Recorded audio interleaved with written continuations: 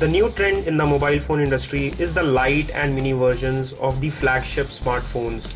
Like we have reviewed the Samsung Galaxy S4 Mini, we have seen HTC Mini, and today we have the LG G Pro Lite with us. This is a dual SIM phone and it is a tuned down version of the LG G Pro. This one comes with a large display and a stylus which is bundled right within the box. In this video, we'll give you a comprehensive review including the graphics, benchmark, hardware, build quality, camera functionality, audio and video quality, along with the benchmarks and performance features. Let's get started. Starting with the physical form factor and build quality of the G Pro Lite Dual, we have a large screen display. This is a 5.5-inch display, which is not very high on resolution. The display resolution you get here is a QHD, which is 540 by 960 pixels, and the pixel per inch density is 220 ppi. If I zoom in closer to the screen, you can actually see the pixels start pixelating when you zoom in very close. The difference is kind of visible when you look at it very carefully. Nevertheless, the display contrast ratios as well as the display quality makes up for it and makes it look really nice and bright and vivid. The phone looks premium and has decent build. The back is glossy and is a fingerprint magnet. It picks up your fingerprints very fast. There is LG branding at the back. There is an 8 megapixel camera at the rear with an LED flash. On the right hand side you get a power or wake up, and rest of it is clean. On the top you get a stylus which is inside the phone and you can just take it out. This is a capacitive stylus which works well with the phone. On the top you get secondary mic hole for noise cancellation. There is an infrared blaster as well, with which you can use this phone as universal remote, just like we get in S4 Mini and Galaxy S4. There is a 3.5mm standard audio jack. Moving to the other side, you get a small dedicated key for quick memo application, and there is a volume rocker key just below it. These keys are finished in plastic but give good tactile feedback. There is a metal lining running all around the phone, which gives it kind of premium look. There is speaker grill at the bottom. There are dual speaker grill in fact, and it gives good sound quality. There is a standard micro USB port followed by the primary mic hole here. The back is interestingly removable on this phone, so you can just take off this cover, and underneath you have a 3140 mAh battery, which gives you a good and long battery life. There are two SIM card slots sandwiched one on the top of each other, so you can put two full-size SIM cards in this, and there is a expandable memory, so you can put a micro SD card in the slot provided here. This phone has 8 GB internal memory out of which around 4.7 GB is available to the user.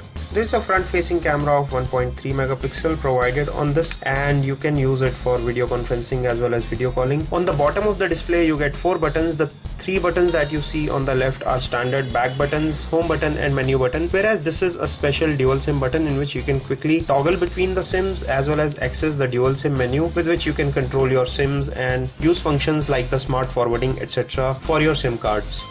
The stylus provided with the phone makes the usability even better with the large screen, and the quick memo button which you press here launches a quick memo applications in which you can take notes on whichever screen you are, and that may be a dialer screen, a map screen etc. You can also take notes on a plain sheet of paper just like this and save the notes,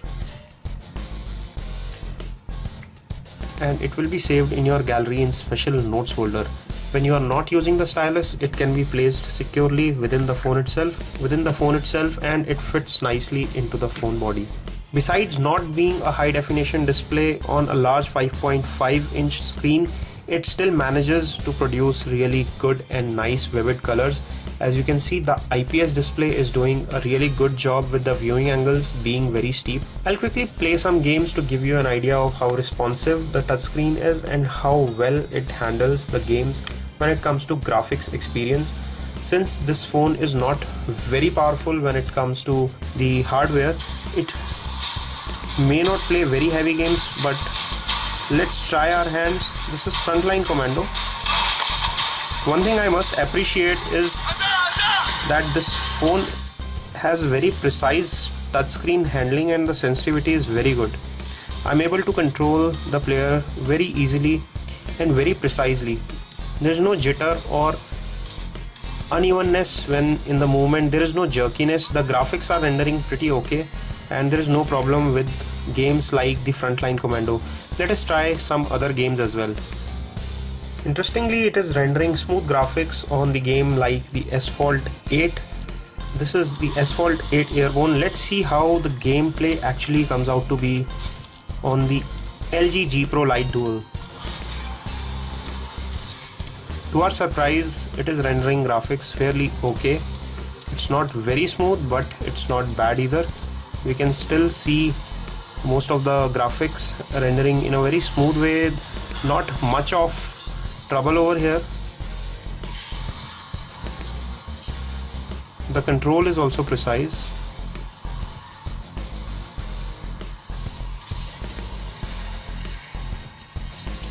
The GPU that this phone uses is a Parvier SGX 531, which is doing a good job here.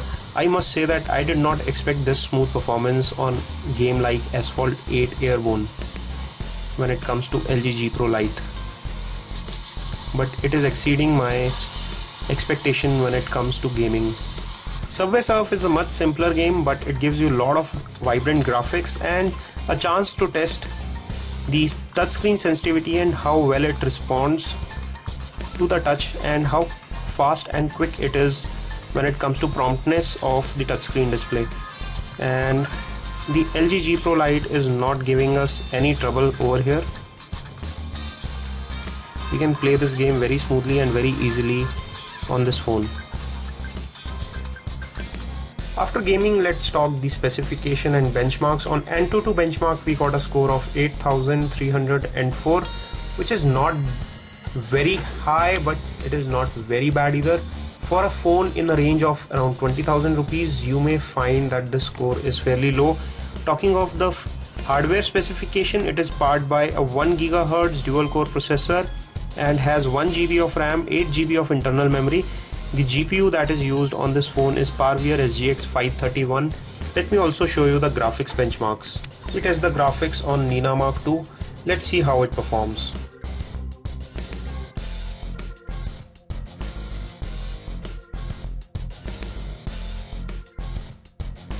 These scores suggest that this phone is not apt for very high-end gaming, but it does moderate gaming fairly well.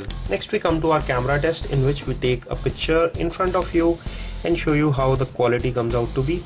Here we have an object which is right in front of us, and as you can see, this phone supports touch to focus. If I touch on any area of this object on the screen and it tries to focus on that particular part and I take a picture, let's see how the picture has come out. And as you can see, the details in the picture are pretty fine. Tends to get slightly grainy on too much zoom, but the overall picture quality is pretty okay and there is not much of a distortion or noise in the picture. Just like the LG G Pro, this camera app also comes loaded with a lot of features in which you can choose the voice activation, brightness level, image size, ISO level, white balance, color effects, timer, geotagging, shutter sound, use of volume key to capture, etc. So there are many options and modes at your disposal. You can select between the normal, panorama, continuous shot, beauty shot, sport shot, night shot. So there are a lot of features which are embedded. You can also record high definition videos in the video mode. In the video mode, you can control settings like the video resolution, brightness, white balance, volume key function, color effects, etc. When it comes to audio quality, this phone does not disappoint. In fact, it impresses us with the location of the speakers. The speakers are front firing and located at the bottom. These are dual frontal speakers. These are dual stereo speakers provided at the bottom and gives good and loud stereo sound. Let me just demonstrate the same to you. I'll just turn the volume to maximum and play a track on the music player.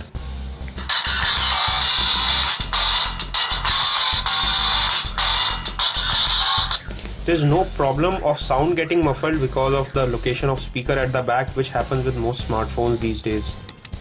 The bundled earphones are in the ear and are not very high quality as we get with the LG G Pro, but they are decent quality. There is inline earphone with a button to accept or reject the calls. There is no volume control, so you can actually take calls and use this for microphone. And there is a 3.5 mm standard jack, so in case you don't want to use these, you can replace it with any standard 3.5 mm audio jack. The Qhd display is also fairly good for watching videos. You can consume normal video content from local as well as YouTube. I'll quickly play a video stored on my phone from our channel. With Khurana from Intellect Digest, today I'm going to give you some quick tips and tricks of the Samsung Galaxy Note 2. This is an incredibly powerful device.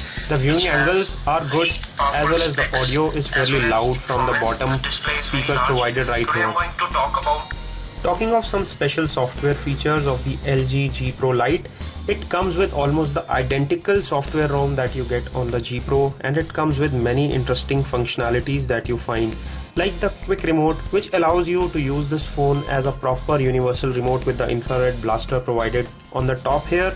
It also comes with Android Jelly Bean 4.1. Sadly, it misses out on the 4.2 version, and there are some sensors which have been cut out, like the ambient light sensor. You have to manually adjust the brightness. There is no automatic mode since there is no ambient light sensor on this. So there are some sensors which are missing. In terms of software, it looks familiar if you have used an LG phone in the past, and it has similar kind of typography, iconography, as well as the interface that you get here. It is fairly simple and easy to use. The animations are smooth and fast. The phone does not lag. Considering that it is a 1 GHz dual core, it is fairly fast. But in the price segment of around 20,000 rupees, you can get much faster phones these days. Just by putting in some more money, you can get LG Google Nexus 4, which is just around 24,000, and this one is priced around 19 to 20,000 rupees. So if you are looking for a large screen device, you can actually consider this phone. But if you are looking for a compact as well as high performance device, I would suggest that you go for something like LG Nexus 4. All in all, this is an interesting device with a stylus, a large screen to take notes, and for your usual smartphone needs. It may not be very good at high-end gaming, but it does the moderate level games very well. This is all we have on a detailed review of the LG G Pro Lite. We hope you like this video. Please don't forget to press the like button below for more such informative videos. Please press the subscribe button. This is your host Rohit Khurana signing off. Thanks for watching.